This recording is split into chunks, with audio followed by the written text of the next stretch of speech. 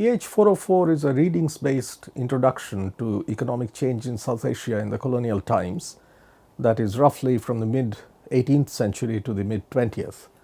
The course has two aims. It introduces major debates in Indian economic history and discusses the evidence used by historians to conduct these debates. The course also suggests that Indian history helps us understand how the whole world economy changed since the 18th century.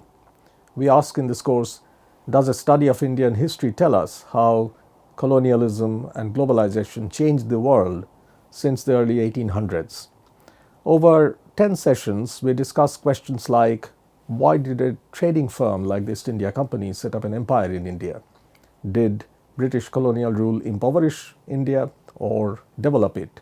How did geography and institutions matter to long-run development in the South Asian region? The most exciting thing about this course is that the subject matter, Indian economic history, has long been an intensely contested field. One set of writers suggest that colonialism and globalization helped economic growth by making technology and capital available. Another set will suggest that these forces enabled Britain to extract resources from its colony, leaving it poorer.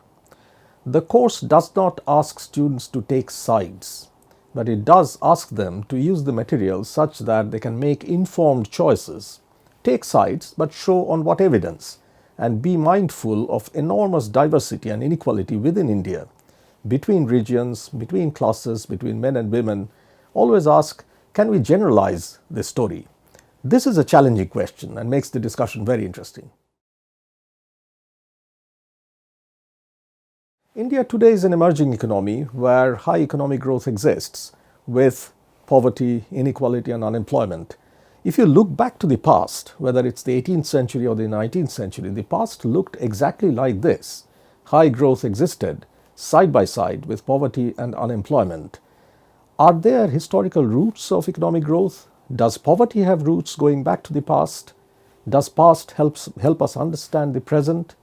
That's the kind of questions that link this course with contemporary India.